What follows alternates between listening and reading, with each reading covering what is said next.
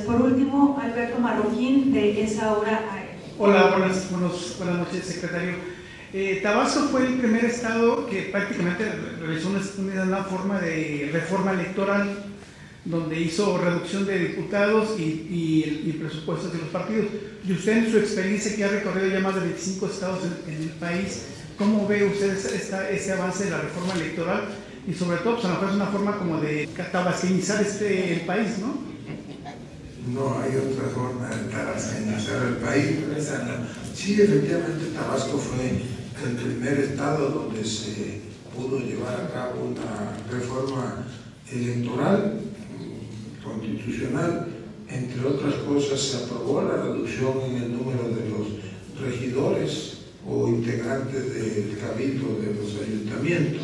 Se aprobó también una reducción en el número de legisladores en una, yo diría que en una propuesta que fue mixta, porque se redujo también plurinominales y se redujo también el número de diputados de mayoría relativa para no afectar la constitucionalidad.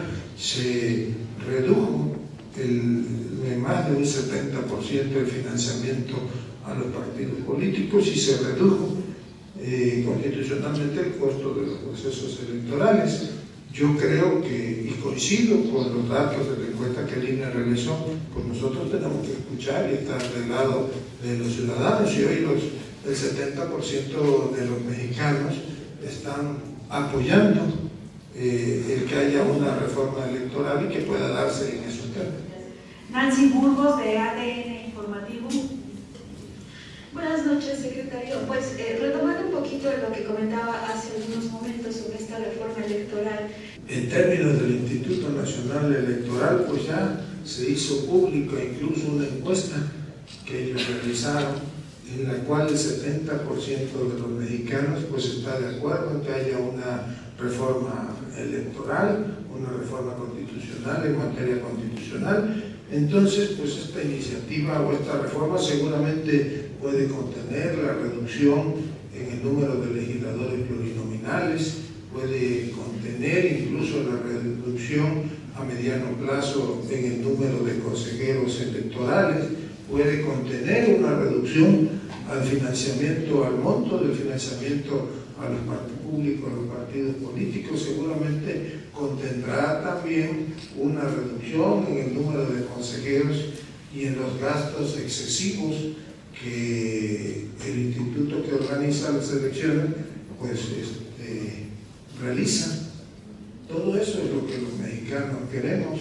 Ni se está pensando o planteando desaparecer el Instituto Nacional Electoral, al contrario, pues se fortalecen los trabajos del Instituto Nacional Electoral, porque lo que sí se plantea es una desaparición de los órganos estatales electorales y que esa tarea de organizar las elecciones estatalmente o los procesos locales pues sea una tarea única y exclusiva del Instituto Nacional Electoral. Ni se está proponiendo, como algunos trasnochados dicen, la desaparición del Registro Nacional de Electores, ni se está planteando que el gobierno sea el encargado del padrón electoral, pues eso ya forma parte del pasado.